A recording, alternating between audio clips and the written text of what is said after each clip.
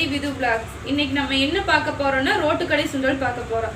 பச்சை பட்டாணியை 2-3 மணி நேரம் ஊற வச்சு எடுத்து இந்த மாதிரி நல்லா ஊறிடணும். ஊறினதுக்கப்புறம் நம்ம குக்கரில் போட்டு 4-5 விசில் விட்டுக்கோ. கூடவே நம்ம இன்னும் கொஞ்சம் நிறைய தேவைப்படும், அதுக்காக உருளைக்கிழங்கும் போட்டு வேக வச்சுக்கலாம்.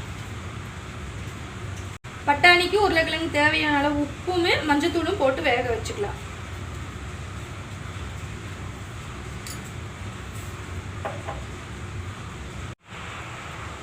பாருங்க, சுண்டல் நல்லா வெந்துடுச்சு. பார்த்தா அமுத்தி பார்த்தா அமுறணும் நல்லா.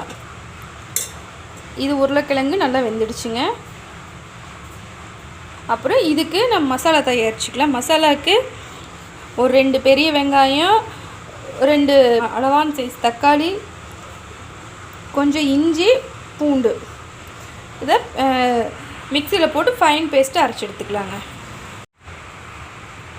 பாருங்கள், இந்த அளவுக்கு நல்லா பேஸ்ட்டாக அரைச்சிக்கலாம். நம்ம கடாயில் எண்ணெய் ஊற்றிக்கலாங்க. கொஞ்சம் எண்ணெய் ஊற்றினா போதுங்க. எண்ணெய் காஞ்சிடுச்சுங்க. எண்ணெய் காஞ்சதுக்கப்புறம் இந்த அரைச்சி வச்ச பேஸ்ட்டு போட்டுடலாங்க.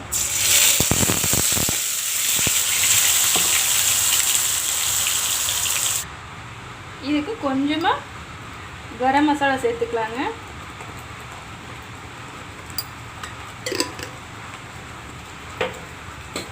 தேவையான அளவு உப்பு கொஞ்சம் சேர்த்துக்கலாங்க. இதுக்கு நாங்கள் காரத்துக்கு தேவையான அளவு காஷ்மீரி ரெட் சில்லி போடுறோங்க, கொஞ்சம் கலர் கொடுக்கறதுக்காக.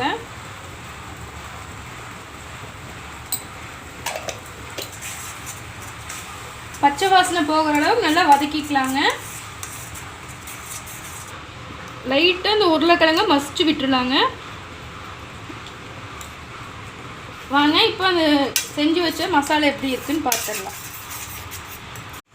பச்சை வாசனையெல்லாம் நல்லா போயிடுச்சுங்க. இப்போது நம்ம மசிச்சு வச்ச பட்டாணியும் உருளைக்கிழங்கையும் எடுத்து உள்ள போட்டுடலாம்.